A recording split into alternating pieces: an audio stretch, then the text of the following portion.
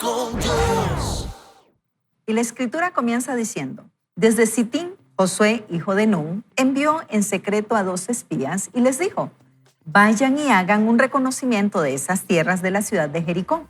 Ellos fueron y entraron en casa de una ramera de nombre Rahab, y allí pasaron la noche. Pero alguien los vio y fue a darle aviso al rey y le dijo: debes saber que unos israelitas han llegado a esta noche para espiar nuestra tierra. Entonces el rey mandó a decir a Rahab: saca a los hombres que han llegado a tu casa, pues han venido a espiar nuestras tierras. Pero ella había escondido ya a los 2 hombres y respondió: es verdad que unos hombres vinieron a mi casa, pero no me enteré de dónde eran. Como ya era de noche, esos hombres salieron, y cuando ya se iban a cerrar la puerta de la ciudad, y no sé a dónde se fueron. Si van tras ellos, tal vez los alcancen. Pero ella les había dicho a los espías que se subieran a la azotea. O sea, ya tenía un plan, una estrategia armada, y los había escondido entre los manojos de lino que había allí. Sus perseguidores se fueron por el camino del Jordán hasta los vados, y en cuanto salieron de la ciudad, cerraron las puertas. Antes de que los espías se durmieran, la mujer subió a la azotea y les dijo: yo sé que el Señor les ha dado esta tierra. Escúchese bien el conocimiento que tenía Rahab del Señor. Yo sé que el Señor les ha dado esta tierra. Todos los habitantes del país les tienen miedo. Por causa de ustedes están atemorizados, que su ánimo está por los suelos. Sabemos que cuando ustedes salieron de Egipto, el Señor hizo que el Mar Rojo sacara al paso de ustedes. También sabemos los que ustedes hicieron con Sihón y Og, los 2 reyes amorreos al otro lado del Jordán, a quienes ustedes destruyeron. Cuando lo supimos, nuestro ánimo decayó. Por culpa de ustedes, ya no les queda ánimo a nuestros hombres, pues el Señor es Dios en los cielos y en la tierra. Escuche bien esta otra oración que ella dice: pues el Señor es Dios en los cielos y en la tierra. Por eso les ruego que me juren por el Señor, que así como yo he tenido misericordia de ustedes, también ustedes la tengan con la casa de mi padre. Pero deben darme una señal segura de que la vida de mi padre y de mi madre, de mis hermanos y hermanas, y de todos lo que es de ellos, serán librados de la muerte.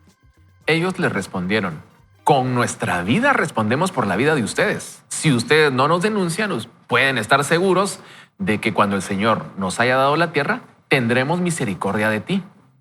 Entonces, dice el versículo 15, con una cuerda ella los descolgó por la ventana, porque la casa en la que vivía estaba pegada a la muralla de la ciudad.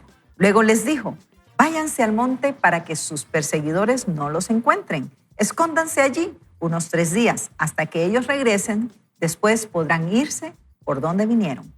Ellos le dijeron: nosotros te hemos hecho un juramento y lo vamos a cumplir, así que quedaremos libres de culpa. Pero tú debes atar este cordón rojo en la ventana por donde nos descolgaste. Eso nos servirá de señal cuando entremos a la ciudad.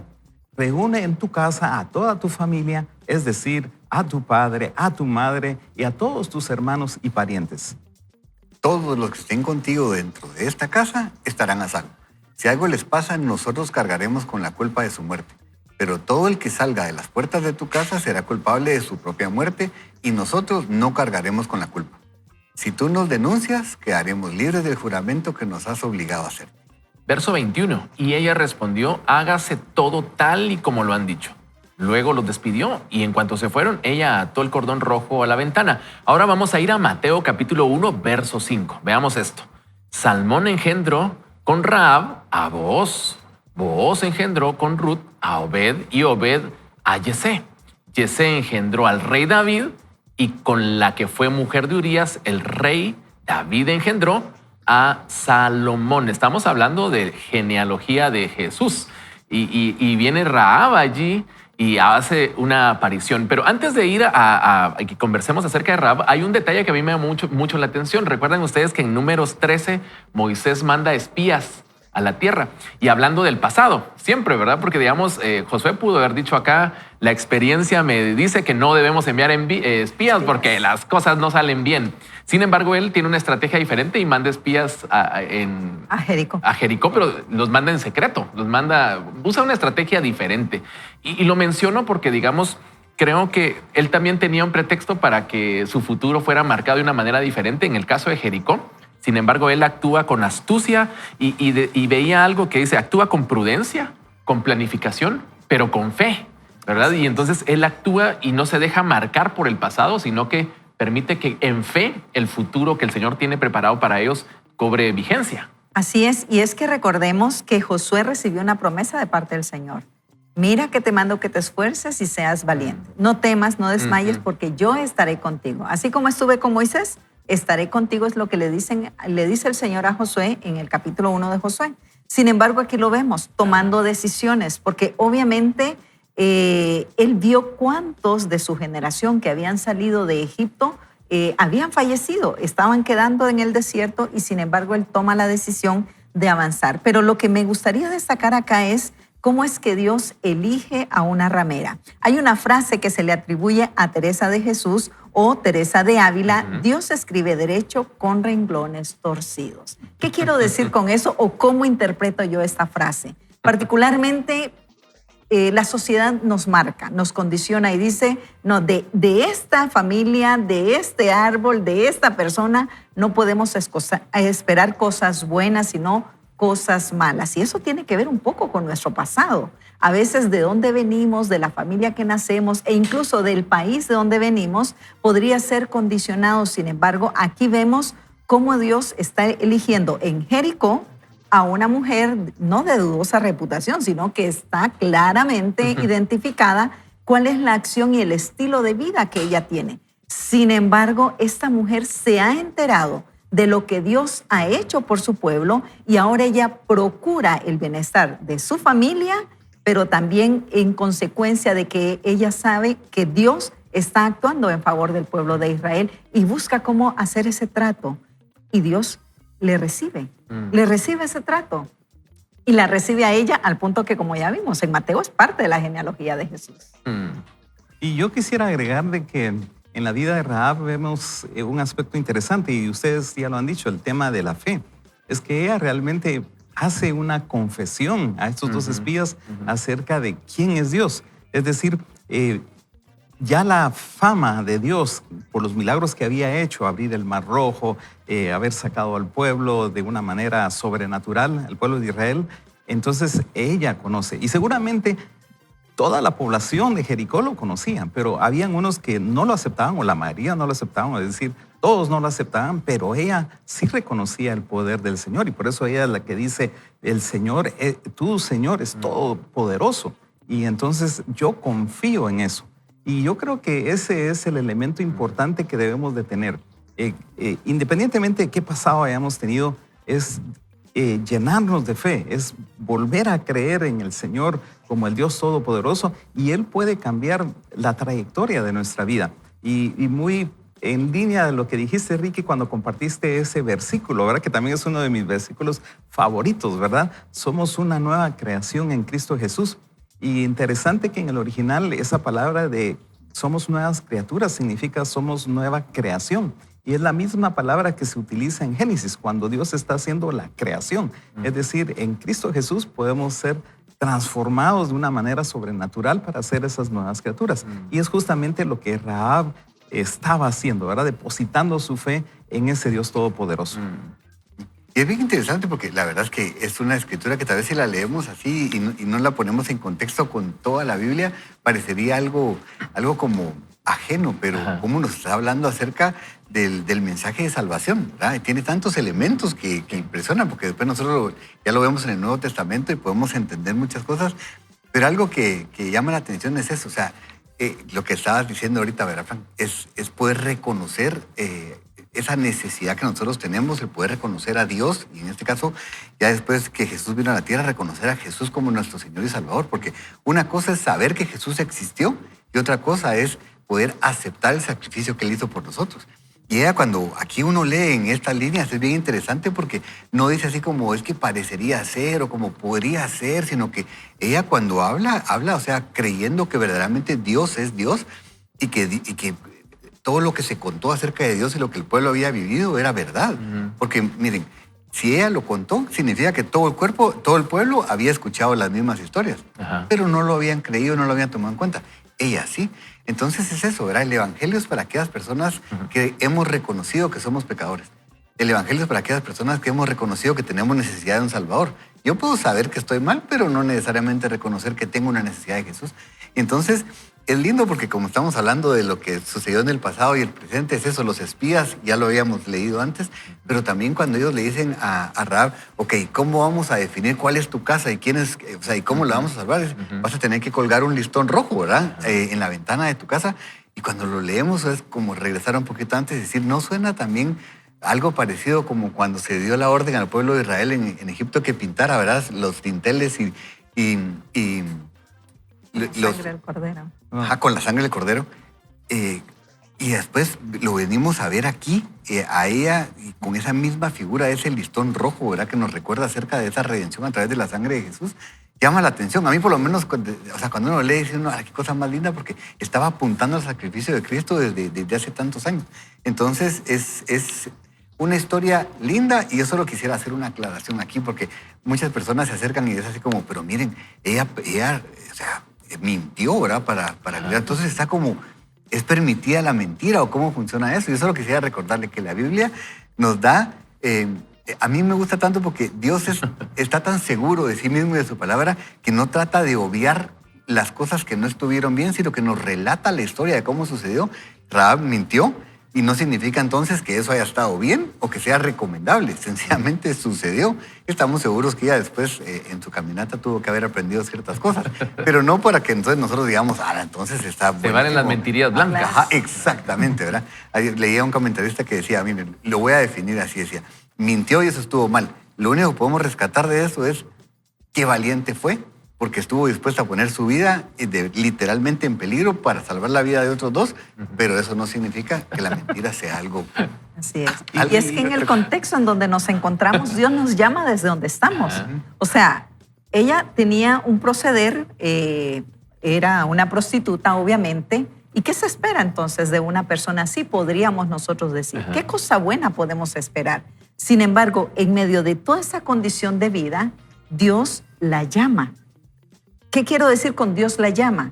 Esa invitación de haber escuchado lo que Dios hace, esa fe que se va construyendo en el corazón de ella, nos hace ver de cómo Dios realmente rescata la condición de vida, perdona aquel corazón, sana aquel corazón y lo puede restaurar. Es decir, hay una condición en donde Dios va a conquistar la tierra, pero luego en la circunstancia en la que ella está, ella entre comillas, es elegida. Los espías llegan a su casa. Ella no los invita. Sí. Llegan a su casa y, sin embargo, y como decía Ricky, ella queda en la encrucijada.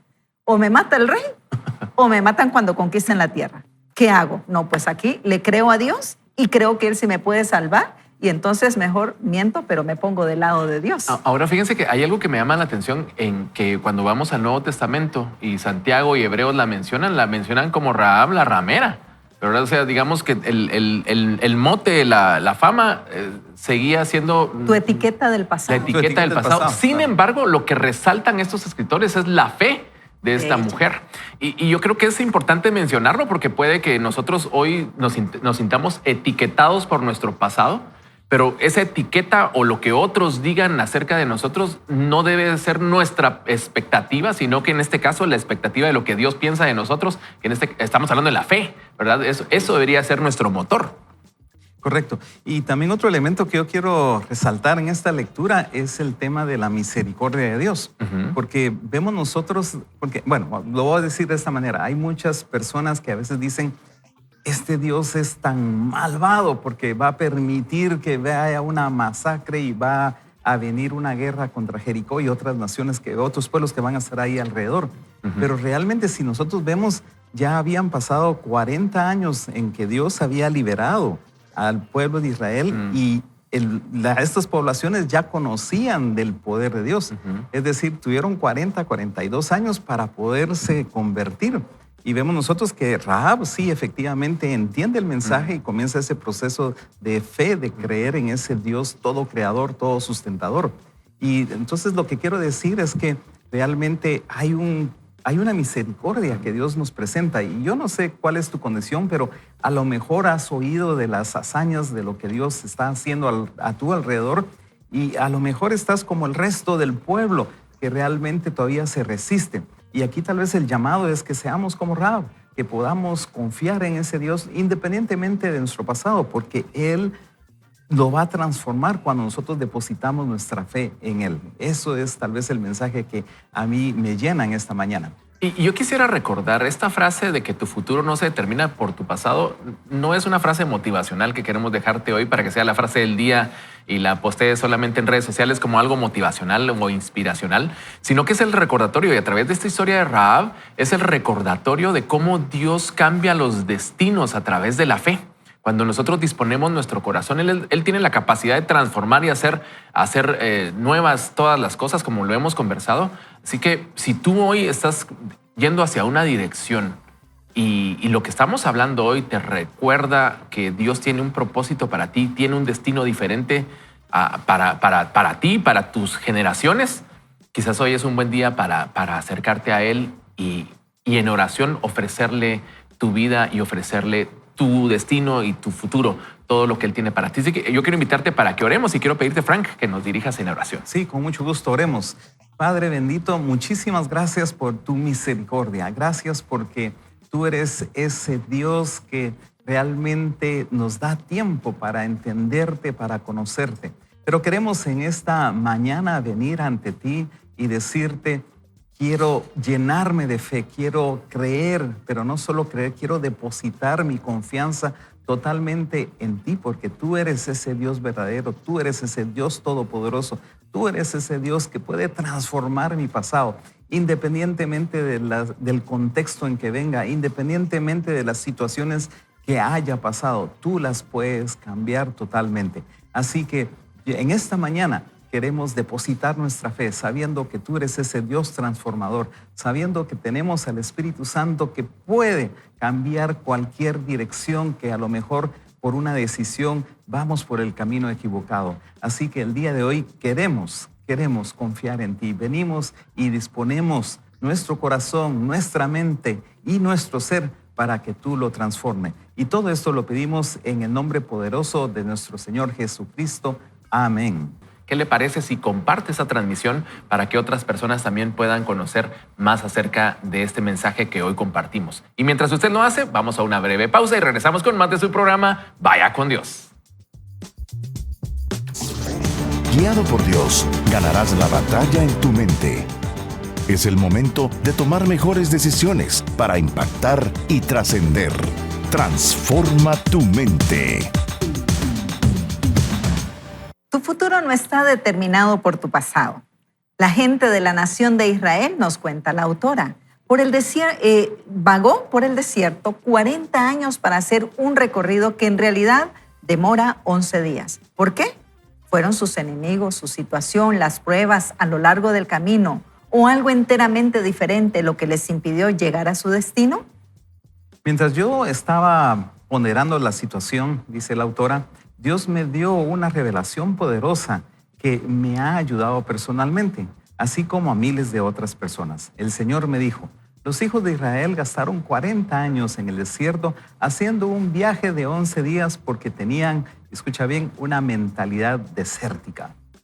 Realmente no deberíamos mirar a los israelitas con tanta sorpresa, porque la mayoría de nosotros hacemos lo mismo que ellos hicieron. Seguimos dando vueltas y vueltas alrededor de las mismas montañas en lugar de adelantar. El resultado es que nos toma años alcanzar la victoria sobre algo que debió y pudo haberse resuelto rápidamente. Pienso que el Señor nos está diciendo hoy a ti y a mí lo mismo que le dijo a los hijos de Israel en su día. Bastante habéis permanecido en la misma montaña. Es tiempo de seguir adelante. Y nos recuerda que debemos poner la mira o la mirada en las cosas de arriba, en las cosas elevadas, no en las cosas de la tierra. En este proceso, Dios me mostró 10 mentes desérticas que tenían los israelitas, las cuales los mantuvieron en el desierto. Una mentalidad desértica es un modo de pensar equivocado. Podemos tener modos de pensar correctos o equivocados. Los correctos nos benefician y los equivocados nos hacen daño y obstaculizan nuestro progreso. Colosenses 3:2 nos enseña a poner la mira en lo alto y a mantenerla puesta. Necesitamos que nuestras mentes se fijen en la dirección correcta. Los modos de pensar equivocados no solo afectan nuestra situación, sino también nuestra vida interior. Es por esto que algunas personas tienen un tipo de vida como en un desierto, porque ellos mismos son como un desierto. Sigue diciendo la autora, hubo un tiempo en que mi situación no era del todo mala, pero no podía disfrutar de nada en la vida porque yo era un desierto por dentro. Dave y yo, Dave es su esposo de la autora, dice, teníamos una casa muy agradable, 4 hijos adorables, buenos empleos y suficiente dinero para vivir cómodamente. Yo no podía disfrutar de nuestras bendiciones porque tenía varias mentalidades desérticas. Mi vida me parecía un desierto porque esa era la manera en que yo veía todo. Algunas personas ven las cosas negativamente porque han pasado por experiencias muy malas toda su vida y no pueden imaginar que algo mejore. Además, hay alguna gente que ve todo tan malo y negativo simplemente porque ese es el modo en que son por dentro. Cualquiera que sea la causa, una perspectiva negativa deja a una persona desgraciada y casi incapaz de hacer progreso alguno hacia la tierra prometida. Dios había sacado a los hijos de Israel de la esclavitud en Egipto para ir a la tierra que Él había prometido darles como herencia perpetua. Una tierra que fluía leche y miel y toda cosa buena que ellos pudieran imaginar. Una tierra donde no habría escasez de nada que ellos necesitaran. Una tierra de prosperidad en todos los aspectos de su existencia. La mayoría de la generación que el Señor sacó de Egipto jamás entró en la tierra prometida. En vez de eso, murieron en el desierto. Para mí, esa es una de las cosas más tristes que le puede suceder a un hijo de Dios. Tener tanto a su disposición y sin embargo no ser capaz de disfrutar nada de ello. Durante muchos años de mi vida cristiana, yo fui una de esas personas. Estaba en camino al cielo, pero no estaba disfrutando el viaje. Me sentía mal en el desierto, pero gracias a Dios por su misericordia, una luz brilló en mis tinieblas y Él me sacó de allí. Oro para que esta sección del libro sea una luz para ti y te prepare para salir del desierto hacia la gloriosa luz del maravilloso reino de Dios. Ahora veremos estas mentalidades de desierto. La mentalidad desértica número 1. Donde no hay visión, el pueblo se desenfrena. Proverbios capítulo 29, versículo 18. Los israelitas no tenían una visión positiva de sus vidas, no tenían sueños. Sabían de dónde venían, pero no sabían a dónde iban. Todo estaba basado en lo que habían visto y lo que podían ver. No sabían cómo ver con el ojo de la fe. Lucas capítulo 4, versos 18 y 19 dicen, el Espíritu del Señor está sobre mí porque me ha ungido para anunciar el Evangelio a los pobres, me ha enviado para proclamar libertad a los cautivos y la recuperación de la vista a los ciegos, para poner en libertad a los oprimidos, para proclamar el año favorable del Señor. Ahora la autora nos comparte parte de su testimonio. Cualquier parecido a la realidad es pura coincidencia, pero si se puede identificar con ella, lo invito a que escuchen. Dice la autora, provengo de unos antecedentes de abuso. Crecí en un hogar que no funcionaba normalmente. Mi niñez estuvo llena de miedo y tormento. Los expertos dicen que la personalidad de un niño se forma durante los primeros 5 años de su vida. Mi personalidad era un desastre. Yo vivía simulando tras los muros de protección que había levantado para impedir que la gente me lastimara. Mantenía afuera a los demás, pero yo me quedaba encerrada dentro. Yo era una dominante, tan llena de miedo que el único modo con que podía enfrentar la vida era sentir que lo controlaba todo y entonces nadie podía lastimarme. Como joven adulta tratando de vivir para Jesús y de seguir el estilo de vida cristiano, sabía de dónde había venido, pero no sabía hacia dónde iba.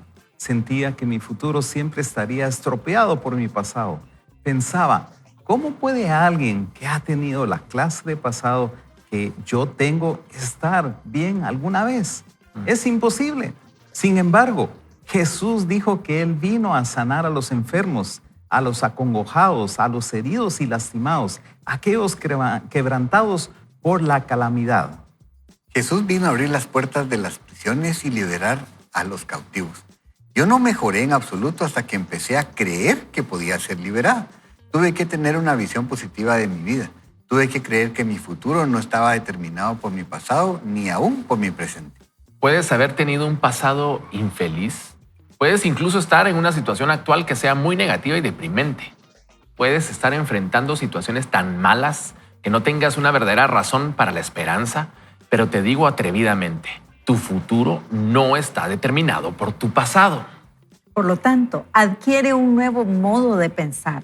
Cree que con Dios todas las cosas son posibles.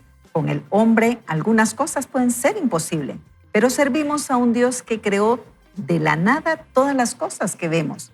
Dale a Él tu nada y obsérvalo trabajar. Todo lo que necesitas es tu fe en Él. Él necesita que tú creas y Él hará el resto. Wow, parte de la narración que Joyce Meyer nos presenta acá es esta historia del pueblo de Israel. Son liberados de la esclavitud y tienen la oportunidad de estar en el desierto. Si bien estaban en el desierto, tuvieron la oportunidad de ver cosas increíbles, ¿verdad? O sea, ser protegidos por una nube, tener una columna de fuego que los acompañaba, alimentados con comida del cielo, etcétera. Muchas cosas que ellos pudieron ver. Sin embargo, podemos ver a lo largo de la escritura muchos renegando, frustrados, deseando regresar a la esclavitud. ¿Y cuántos de nosotros podemos estar viviendo una vida así, con una mentalidad desértica, dice la autora? Y podemos ser cristianos de años, pero seguir sufriendo el desierto, seguir viendo el desierto como expectativa y no lo que Dios está haciendo en medio de las circunstancias.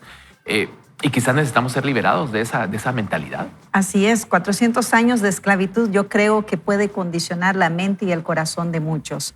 Quisiera en este tiempo, con permiso de todos ustedes, compartirles un salmo que he escrito que va a expresar algunas situaciones de mi vida, pero esto para mí es un salmo de alabanza. Al contemplar los cielos, obra de tus manos, veo tu poder creador. La naturaleza revela tu amor creativo y cercano. Cuando me veo, digo, ¿quién soy yo para que tengas de mí memoria? ¿Quién soy yo para que me ames tanto? Y sin embargo, dejaste tu trono de gloria, tu eterno poder y te humanaste, naciste, moriste y resucitaste para darme salvación. Tú me amaste primero. Cuando veo mis días efímeros, pasajeros, comparados con tu eternidad, te veo en cada uno de ellos. Me tejiste desde el vientre de mi madre. En mi nacimiento, cual médico humano me trajiste al mundo. En mi crecimiento, aunque no hubo un padre terreno, he ahí tú estuviste. Me abrazaste con brazo fuerte y materno. Me socorriste y me saciaste en medio de la necesidad. Me saciaste de pan y me hambre por ti. En medio de la tormenta, tu amor me cubrió. El huracán me desnudó, mas tu manto eterno me cubrió. En el camino de sombra y de muerte, he ahí que tu luz me guió y tu brazo fuerte me defendió. Oh Señor, cuán grande es tu amor, cuán inmenso es tu amor. No hay palabras, no hay imagen que describa tu poder. Por eso te alabaré y te serviré todos los días de mi vida. Venid, alabemos, glorifiquemos el nombre de nuestro Dios, porque grande es su nombre. Esto lo escribí de mi alma, de mi corazón. Expresa distintos momentos de mis circunstancias de vida, pero hoy puedo decir que ese pasado me hace ser la mujer, la hija de Dios que soy, quizás la esposa, quizás la madre. Ahora, digamos, escuchando lo que has escrito, que es hermoso, podría ser una carta diciendo, ¿por qué a mí? ¿Por qué no mi papá no estuvo? ¿Por qué no tuve esto? Sin embargo, ves la otra parte de decir, Dios estuvo en medio de todo esto y aunque faltó esto, Él siempre estuvo allí. Y yo creo que ese es el corazón de cambiar la mentalidad desértica, ¿no? Ese es el corazón, Ricky. Creo que sí, y nos habla mucho porque aquí la autora nos recuerda este término que a veces cuesta definir, porque lo definimos de diferentes maneras, pero el término de visión, y ese, o sea, ¿cuál es la visión que tenemos nosotros para el futuro? Y eso está determinado por eso, o sea, por esta... ¿Qué es lo que nosotros estamos creyendo acerca de Dios? ¿Realmente nosotros creemos que Dios tiene algo mejor para nosotros, que puede sacarnos de donde nosotros estamos? ¿O nos hemos acomodado a vivir solo como estamos? Y hace rato decías, Julio, algo que es cierto, porque cuando uno lee del pueblo de Israel es bien fácil venir y decir, alas, que esto sí que verdaderamente. Ahí uno comienza... Pero somos exactamente igual nosotros. O sea, nos representan porque está representando el corazón del humano. Entonces, el desacostumbrarnos de esa vida desértica, ¿verdad? Esa mentalidad desértica y comenzar a esperar lo que Dios realmente tiene para nosotros. Y a mí me gusta mucho, yo digo que creo que no pasa un día de mi vida que yo no cite Juan 10:10. Miren, es algo bien extraño, pero de verdad, el ladrón vino para matar, robar y destruir. Pero Jesús entra en escena. A mí me gusta tantísimo porque Él entra en escena y dice, pero yo he venido para darles vida. Y como Él es el verbo, si Él hubiera puesto después para darles vida y hubiera puesto un punto, hoy nosotros así lo citaríamos. Pero Dios no puso puntos, sino que dice, vine para darles vida y le agrega y vida en abundancia. Yo creo que eso es lo que hace la diferencia. A veces estamos acostumbrados a vivir, pero de una manera solo de sobrevivencia. Es como, bueno, ¿verdad? Esto es lo que hay, esto es lo que toca, así, ¿verdad? Esta es yo digo tantas personas, esta es la cruz que me tocó llevar, estas son las cartas que me tocó jugar. Pero no, Jesús nos dice, yo les di vida, pero no solo quiero que tengan vida, quiero que la tengan en abundancia. Entonces creo que cuando uno comienza a experimentar eso, se da cuenta que Dios tiene muchísimo más para nosotros. Qué lindo, Carolina, la verdad es que hablar después de su comentario escrito así es muy difícil, pero qué lindo es eso, ¿verdad? No solo como, bueno, pues ya, sino que qué cosa más linda darnos cuenta que Dios tiene muchísimo más para nosotros y eso hace la vida diferente, ¿verdad, Franco? O sea, ya no nos hace vivir con esa, porque, ¿verdad? Yo no sé cómo se llama en otros lados, pero en Guatemala es tan fácil decir, ¿cómo estás? Y es ahí, jalando la carreta. Pasándola. Pasando el Niágara en bicicleta. Ahí, pues con lo justo para los frijolitos. ¿Será que eso representa una vida en abundancia, verdad? Así es, y yo creo que muchos de nosotros estamos seteados o acostumbrados a ver el punto negro. Y cuando digo el punto negro, ¿a qué me refiero? Imagínense una hoja en blanco y en medio hay un puntito negro. Entonces, la condición humana es rápidamente ver ese punto negro, pero no vemos todos los millones de puntos blancos que están alrededor.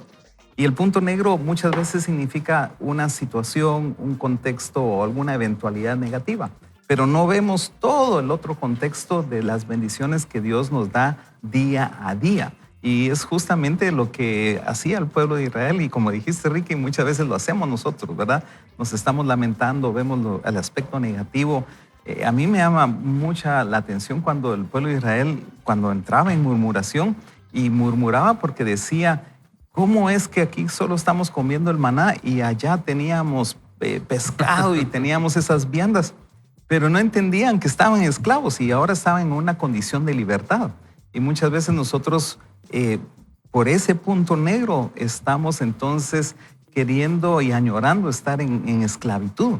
Y ahí es cuando nosotros tenemos que transformar nuestra mente, como dice Romanos 12, 1 y 2, ¿verdad? La transformación de nuestra mente, de poder ver los puntos blancos, de poder cambiar nuestra forma de ver y entender a Dios. Yo creo que ahí parte todo.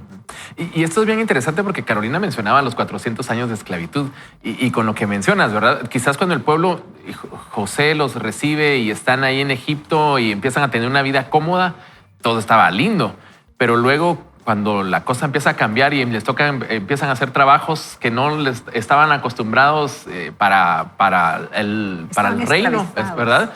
Hay cierta incomodidad, pero después de 400 años quizás se vuelve un estilo de vida en donde ya no notas ningún problema, ¿verdad? Víctor Frank decía, al hombre se le puede arrebatar absolutamente todo excepto la última de sus libertades humanas, la elección de su actitud ante la vida. Y eso lo dijo obviamente estando en los campos de concentración de Auschwitz, en donde muchos judíos estaban siendo sacrificados y él pudo notar cómo es que algunos con mayor vigor y todo morían antes que otros que habían sufrido ya mucha, prácticamente la esclavitud, el encierro y el maltrato que tenían ahí, pero la razón era la actitud que estaban teniendo hacia la vida, la expectativa que estaban teniendo hacia la vida. Déjeme decirle que dentro de mi salmo hay situaciones de guerra, hay situaciones de huracán, hay situaciones de abandono y sin embargo, cuando en mi niñez, y por eso lo quiero decir, hubo llanto, hubo dolor y yo me hacía las preguntas y sí, le preguntaba a Dios, Señor, ¿dónde estás? ¿Verdad? En mi pequeñez. Sin embargo, con el pasar del tiempo aprendo a entender. Dios estuvo en cada una de las circunstancias, cuidando mi vida, proveyendo para mi sustento, y no solo para mí, el de toda mi familia. Entonces, uno lo que puede decir es, Señor, si tú me tienes hasta aquí, con un propósito es. Ahora, Carolina, aprovechando el comentario, digamos, ¿cómo ves al pasado ahora? Y ves esa transformación de decir, yo antes estaba herida, estaba lastimada, habían preguntas, no habían respuestas, y ahora ves a la Carolina que está exponiendo lo que hay en su corazón a través de este escrito. ¿Qué crees que pasó en el camino? O sea, ¿qué sucedió en esa transición?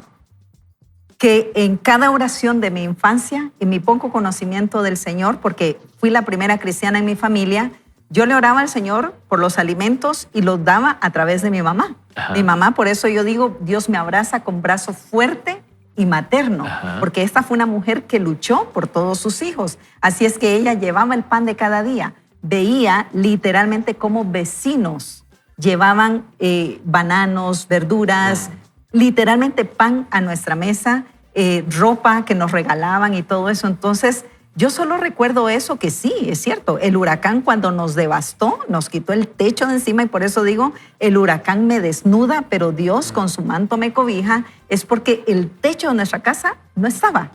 Y literalmente el Señor nos socorre en la casa de otra familia, que dicho sea de paso, nuestra casa se mojó toda, porque era una casa mucho más sencilla, y el techo que se fue el de la familia que era de una casa adinerada. Sin embargo, el techo se fue por completo, pero Dios estuvo allí porque nos proveyó, luego sustento y abrigo, y hasta el día de hoy nos sigue proveyendo. Vengo acá como migrante y Dios sigue proveyendo, sigue sosteniendo. ¿Qué es la diferencia? La fe que va madurando en ese caminar con el Señor. Y yo creo que es un buen momento, no sé cómo está tu fe, ¿verdad? Y luego de escuchar, y yo creo que todos tenemos una historia, un pasado, en donde podríamos haber decidido quedarnos sentados ahí llorando y diciendo, Dios no me escuchó, Dios no me atendió a mí. Sin embargo, hemos visto la mano de Dios obrando y decir, hasta aquí Dios ha sido fiel. Y si tú hoy estás en una etapa de crisis, quizás es un buen tiempo para confiar en el Señor y esperar que Él haga su voluntad en tu vida. Yo quiero pedirte, Ricky, ¿qué tal si nos diriges en oración? Sí, y quisiera recordar algo que acabamos de leer. La autora dice, yo no mejoré en absoluto hasta que empecé a creer que podía ser liberada. Y no dice hasta que supe que podía ser, sino que hasta que creyó, hasta que verdaderamente puso esa confianza en Dios. Y es lo que quiero invitarlos hoy. Señor, te damos gracias porque no solo sabemos que tú existes, no solo sabemos la obra redentora que hiciste a través de Jesucristo, sino que nosotros hoy queremos creerlo. Hoy queremos hacerlo nuestro. Queremos reconocer que tú lo hiciste por amor a nosotros y no queremos, Señor, perdernos de la bendición de lo que tú ya hiciste por nosotros. Así que hoy en el nombre de Jesús ponemos toda nuestra confianza en ti y te recibimos en nuestro corazón como Señor y como Salvador. Y te pedimos que seas tú quien nos muestre cuál es la visión que tenemos que tener y cuál es la perspectiva correcta de acuerdo a tu palabra para que nosotros podamos vivir de acuerdo a lo que tú dices y no de acuerdo a lo que tal vez hemos vivido o lo que hemos creído hasta el día de hoy. Te pedimos por favor que nos des la fortaleza para poder caminar en fe en aquellas cosas que tú tienes para nosotros. Gracias en el nombre de Jesús. Amén. Y lo invito para que no se separe, porque al regresar vamos a decir juntos que gracias a Dios hoy es lunes. Así que no se separe, ya volvemos. Yo creo que, como dice la autora, ojos para ver, oídos para oír, y vamos a continuar con nuestra lectura del día de hoy porque el tiempo nos apremia. Y dice la autora, no podemos juzgar las cosas con precisión por la vista de nuestros ojos naturales. Tenemos que tener ojos espirituales para ver y oídos para oír. Necesitamos escuchar lo que dice el Espíritu, no lo que dice el mundo. Permite que Dios te hable de tu futuro, no otra persona. Los israelitas constantemente miraban cómo eran las cosas y hablaban de eso.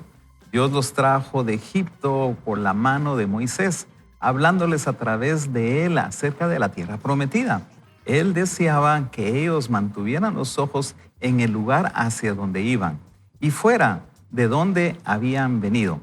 Echemos un vistazo a una de las escrituras que describen claramente su actitud equivocada. Y dice, y murmuraron contra Moisés y Aarón todos los hijos de Israel. Y les dijo toda la congregación, ojalá hubiéramos muerto en la tierra de Egipto. Ojalá hubiéramos muerto en este desierto. ¿Y por qué nos trae el Señor a esta tierra para caer a espada? Nuestras mujeres y nuestros hijos vendrán a ser presa. ¿No sería mejor que nos volviéramos a Egipto? Eso lo podemos leer en Números, capítulo 14, versículos 2 y 3. Te exhorto a examinar este pasaje con cuidado, nos dice Joyce Meyer. Observa cuán negativa era esta gente, quejándose, listos para darse por vencidos fácilmente, prefiriendo volver a la esclavitud antes que seguir avanzando a través del desierto hasta la tierra prometida. En realidad, ellos no tenían un problema. Ellos eran el problema. Esto se volvió un gran problema porque los malos pensamientos producen malas actitudes. Números 20, 2 al 4 nos da un ejemplo de esto. Y no había agua para la congregación. Y se juntaron contra Moisés y Aarón. El pueblo contendió con Moisés y le habló diciendo: ojalá hubiésemos perecido cuando nuestros hermanos murieron en la plaga delante del Señor. ¿Por qué pues has traído al pueblo del Señor a este desierto para que nosotros, nuestros animales, muramos acá? Es fácil ver por sus propias palabras que los israelitas no confiaban en Dios en absoluto. Tenían una mentalidad negativa de fracaso. Decidieron que fracasarían antes de haber empezado en realidad, sencillamente porque todas las circunstancias no eran perfectas. Desplegaron una actitud que provenía de un modo de pensar equivocado, porque las malas actitudes son el fruto de los malos pensamientos. Si seguimos con el libro de Números, vemos esta actitud. Partieron del monte de Or por el camino del Mar Rojo para rodear la tierra de Edom, y el pueblo se impacientó. Deprimió, desalentó mucho por causa de las pruebas del viaje. Y el pueblo habló contra Dios y Moisés: ¿por qué nos habéis sacado de Egipto para morir en el desierto? Pues no hay comida ni agua y detestamos este alimento tan miserable, despreciable, insustancial. Números capítulo 21, versículos 4 y 5. Junto con todas las otras malas actitudes que ya hemos visto en las escrituras anteriores, en este pasaje vemos evidencia en los israelitas de una tremenda falta de gratitud. Los hijos de Israel sencillamente no podían dejar de pensar en el lugar de donde venían y todo lo que les faltaba para llegar a donde iban. Les hubiera ayudado haber pensado en su antepasado Abraham, que atravesó por algunas experiencias desalentadoras en su vida, pero no permitió que afectaran negativamente su futuro. Génesis 13, 7 al 11 lo expresa de esta forma. Hubo pues contienda entre los pastores del ganado de Abraham y los pastores del ganado de Lot. Y el cananeo y el fereceo habitaban entonces en aquella tierra, dificultando más todavía obtener el forraje. Y Abraham dijo a Lot: te ruego que no haya contienda entre nosotros ni entre mis pastores y tus pastores, porque somos hermanos. ¿No está toda la tierra delante de ti? Te ruego que separes de mí. Si vas a la izquierda, yo iré a la derecha. Y si vas a la derecha, yo iré a la izquierda. Y alzó Lot los ojos y vio todo el valle del Jordán, el cual estaba bien regado por todas partes. Esto fue antes de que el Señor destruyera Sodoma y Gomorra. Y entonces, como el huerto del Señor se miraba a esta tierra, como la tierra de Egipto rumbo al Zoar. Y escogió Lot para sí todo el valle del Jordán, y viajó Lot hacia el oriente. Así se separaron el uno del otro. Abraham conocía los peligros de vivir en contienda. Por consiguiente, le dijo a Lot que necesitaba separarse. A fin de andar en amor y para asegurar que no habría contienda entre ellos en el futuro, Abraham permitió que su sobrino escogiese primero cuál valle quería. Lot escogió el mejor, el valle del Jordán, y se separaron. Debemos recordar que Lot nada tenía antes que Abraham lo bendijera. Piensa en la actitud de Abraham, en la actitud que pudo haber tenido, pero decidió no tenerla.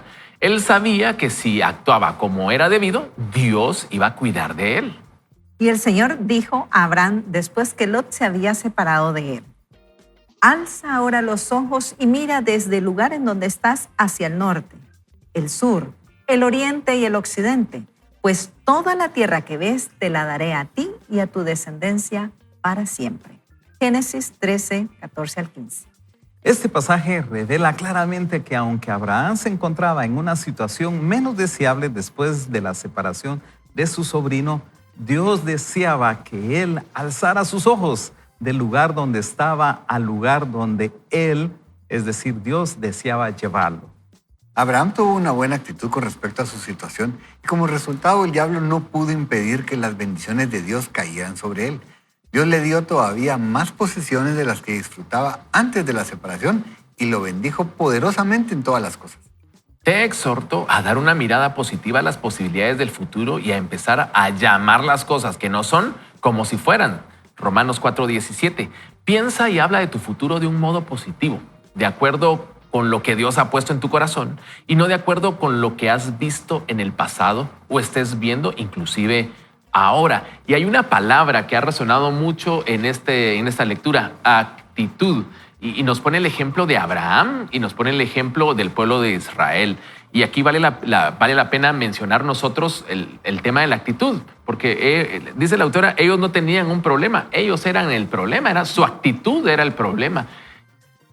Debemos evaluar hoy cómo está nuestra actitud, porque puede que eso nos esté llevando a un extremo, ¿verdad? A un extremo de tener la mente desértica o un extremo de gratitud, como es lo que menciona Joyce Meyer. Así es, y me gustó la frase y voy a recordar un poquito del segmento anterior cuando la autora dijo, dale a él, a Dios, tu nada y obsérvalo trabajar.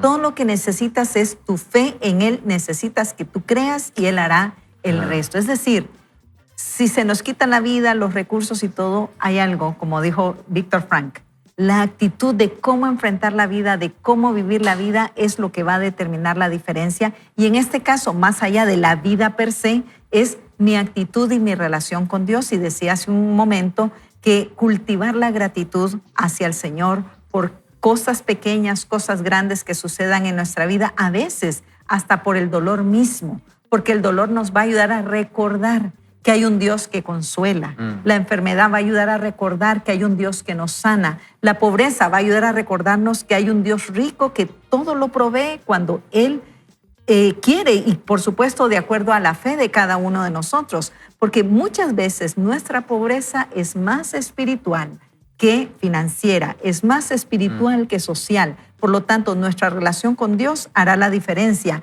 Y Einstein decía en algún momento, preocúpate más por tu conciencia que por tu reputación. ¿Por qué? Porque la conciencia es lo que eres, la reputación lo que los demás piensan que eres. Así es que si tu pasado está condicionando tu futuro, probablemente es porque estás queriendo ocultar ese pasado, porque te avergüenza, en algún momento me avergonzó.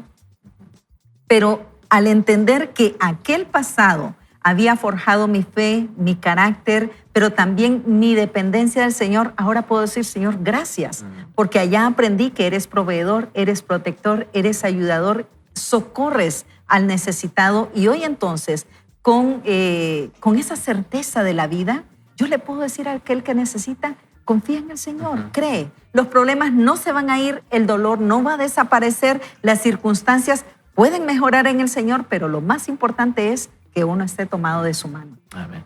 Y Julio, cuando comentabas el tema de tener la actitud apropiada, tal vez la pregunta que uno se hace es, ¿cómo puedo tener esa actitud? Y hay una frase que escribió la autora y la leímos y la voy a leer nuevamente que dice, el gran problema es que nuestros malos pensamientos producen malas actitudes. Ella lo que está diciendo es todo parte de nuestra disciplina de lo que pensamos. Y hay una cita de este predicador Rick Warren que la quiero mencionar porque cuando la escuché, la grabé, porque él decía, la forma como pienso determina la forma como siento.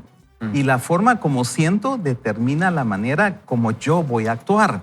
Es decir, si tú piensas que este año económicamente va a ser un desastre, esa es tu forma de pensar, entonces en tus sentimientos se va a producir una ansiedad, un estrés exagerado.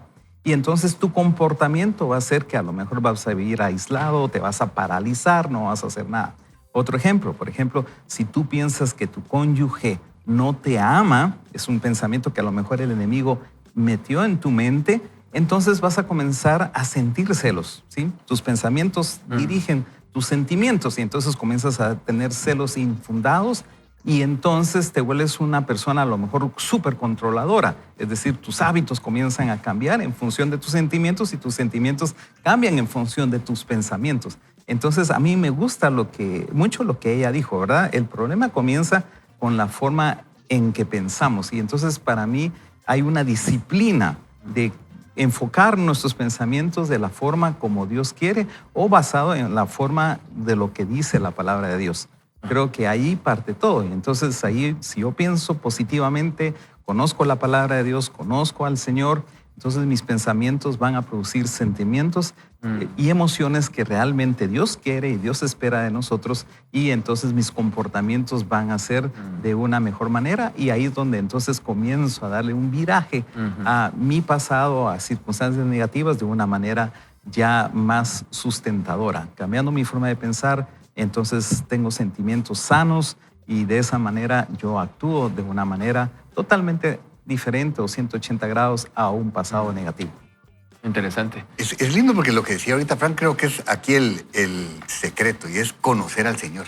Cuando conocemos al Señor, entonces pensamos de una manera distinta, cabal, como decía. O sea, si lo conocemos, mis pensamientos van a ser diferentes a si no lo conozco.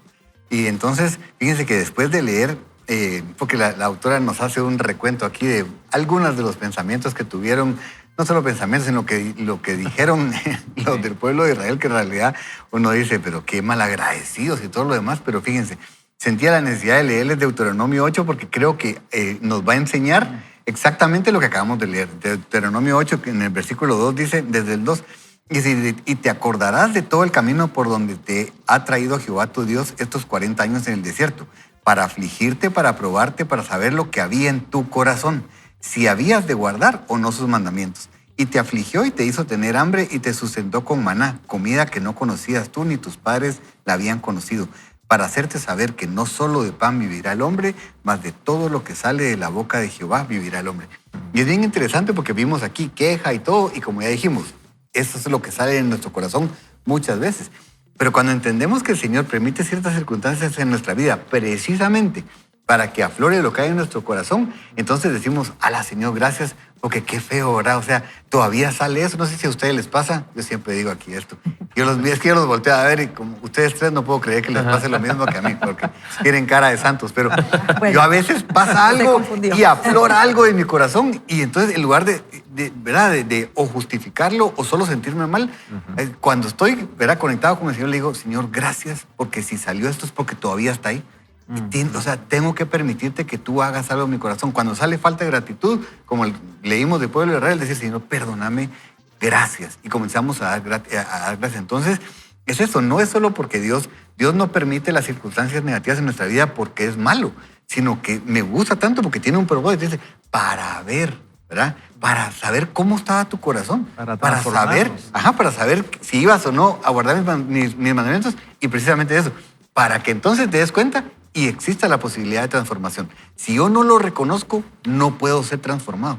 Pero cuando lo reconozco, cuando digo, ¡ala, Señor, qué tremendo! Y les digo, o sea, me pasa más frecuentemente de lo que me gustaría que sucediera, pero cada vez que pasa, trato de decirle, Señor, gracias, todavía está eso ahí, ¿verdad? Esta es la oportunidad de permitir que transforme mi corazón. Ahora, leyendo al pueblo de Israel y conectando con lo que dices y con lo que mencionaba Frank anteriormente también, digamos que esa declaración de insatisfacción es como revelar el corazón de que nosotros nos creemos merecedores de más. Y cuando le decimos al Señor es que debería estar, debería de tener, y nos ponemos en esa posición, básicamente estamos desconfiando del propósito del Señor, ¿verdad? Estamos diciendo al Señor, tú no tienes la capacidad de satisfacer mis necesidades. Y yo creo que debemos nosotros hoy estar en alerta, porque si nosotros estamos constantemente en esa situación, nuestra actitud necesita ser trabajada, y también si nuestra boca lo dice, ¿verdad? Debemos tener cuidado que nuestras palabras no estén confesando que no confiamos en el propósito del Señor, porque precisamente es el llamado lo que estamos haciendo hoy, ¿verdad? A quitar la confianza de nosotros mismos o a quitar la confianza en nuestro pasado y confiar en lo que Dios tiene para nosotros. No sé si recuerdan cuando se leyó o leímos el libro Cómo hacer que te sucedan cosas buenas de María Estapé.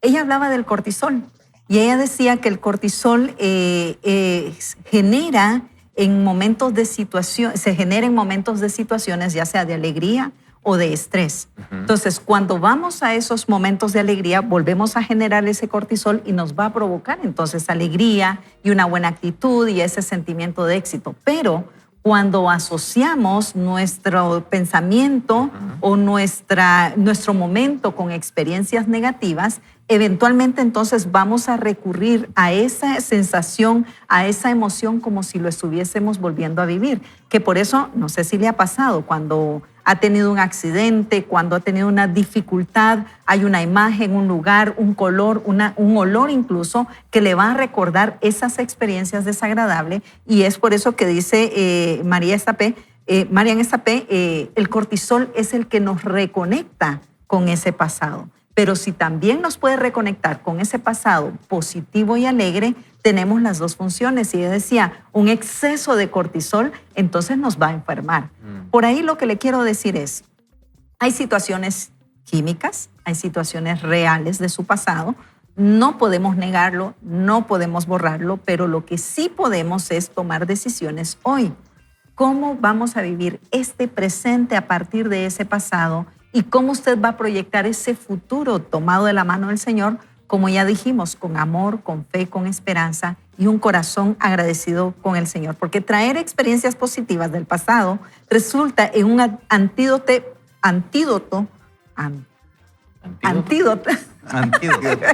Ok, nos va a traer esa capacidad de poder disfrutar entonces de este presente. Parece que mi lunes todavía no ha terminado de arrancar, pero que mi pasado no condicione mi futuro y usted entonces traiga esos recuerdos positivos de parte del Señor, ¿verdad? Frank. Yo lo que he estado pensando es que siempre tenemos una oportunidad de cambiar nuestro pasado y traigo a la mente la vida de Jonás. Sí, Jonás deliberadamente desobedeció a Dios, decidió tomar un rumbo de 180 grados y luego los que conocemos la historia fue atragantado por un pez y en medio de ese pez hay un versículo que les quiero compartir porque realmente creo que resume todo lo que hemos hablado. Dice ahí en Jonás 2:7, dice: cuando casi había perdido toda mi esperanza, porque lógicamente estaba en una situación compleja, súper compleja, dice, cuando había perdido toda mi esperanza, no alguna esperanza, toda la esperanza, mis últimos pensamientos, es decir, mi mentalidad, dice, los dirigí una vez más al Señor y mi oración desesperada fue escuchada por Él. Es decir, en esos momentos difíciles, nosotros tenemos que intencionalmente enfocar nuestros pensamientos en Dios, dirigirnos a Él, porque como hemos hablado, Él es el que va a transformarnos y va a transformar las circunstancias a nuestro alrededor. Por eso dice, dirigí una vez más al Señor y mi oración desesperada fue escuchada por Él. Y aquí en esta última parte tenemos el ingrediente de lo que hemos hablado, el tema de la fe. Jonás entiende finalmente de que el Dios Todopoderoso lo puede rescatar y entonces al final de su historia él sigue el nuevo objetivo, la nueva visión que Dios le había dado. Ricky. Yo solo quisiera leer rápidamente, perdón, pero es que Habacuc capítulo 3, desde el versículo 17 dice, y hablando de los pensamientos y cómo nosotros lo tomamos, dice, aunque la higuera no florezca, ni en las vides haya frutos, aunque falte el producto del olivo y los labrados no den mantenimiento y las ovejas sean quitadas de la majada y no haya vacas en los corrales, con todo yo me alegraré en Jehová y me gozaré en el Dios de mi salvación. Jehová, el Señor, es mi fortaleza, el cual hace mis pies como de ciervas y en mis alturas me hace andar. Podemos tener la mentalidad desértica, como decía la autora, o podemos tener esa mentalidad de decir, aunque no lo esté viendo, de todos modos yo confío en el Señor y me gozo en Él, ¿verdad? Porque Él tiene cuidado de mí. Y yo le quiero decir una cosa, puede que su pasado haya sido doloroso. Yo tengo historias de sufrimiento que podría contarle y pasaría mucho tiempo hablando de esas situaciones. Sé que usted las tiene, pero creo que hoy es un buen día para ver hacia adelante y ver lo que el Señor quiere hacer. El pasado está allí y nos sirve de lección y nos sirve de aprendizaje y nos sirve también de anécdota de decir, yo estuve en un lugar, ahora ya no estoy allí, el Señor me ha llevado a otro lugar y entender que el Señor tiene propósito. Y le leo rápidamente la letra de una canción que para mí es un himno que conocí allá en los 90. Dice, siento que he tenido un encuentro personal con Jesús. Mi vida estaba vacía y no veía la luz. En el mundo que vivía todo era oscuridad y soledad. No tenía sentido mi vida, todo me iba mal. Pero en mi vida triste apareció su amor. Yo agonizando estaba, pero Él me salvó. Y yo creo que de eso se trata lo que hemos estado hablando hoy. Pasado está allí y no debe determinar tu futuro porque tu futuro lo determina el Señor. Yo quiero invitarte para que oremos juntos y le digamos, Señor, en esta mañana, gracias por recordarme que aunque mi pasado está allí y fue doloroso, tú nunca me has abandonado y nunca me has dejado. Y el dolor o la frustración del pasado no va a marcar mi futuro, todo lo contrario. Ese dolor me recuerda que tú tienes cuidado de mí y que el futuro, lo que viene por delante, tiene tu protección, tiene tu cuidado. Y aunque vengan circunstancias difíciles y aunque no logre alcanzar las metas que yo me haya anhelado o haya propuesto, tú tienes cuidado de mí. Y Señor, yo quiero pedirte, aumenta mi fe para creer de que tú cuidas de mí. Así con confianza yo lo pueda declarar y pueda estar seguro. Vivir mis días con confianza de que tú cuidas de mí y de que tú cuidas de mis generaciones. Que con esa convicción queremos terminar el programa de hoy. Gracias, Señor, por la oportunidad en el nombre de Jesús. Amén. Y ha llegado el momento de despedirnos, como lo decimos los lunes. Gracias a Dios, hoy es lunes, así que usted se prepara, nosotros nos preparamos porque lo vamos a decir juntos y lo decimos así. Gracias a Dios, hoy es lunes. Buen inicio de semana.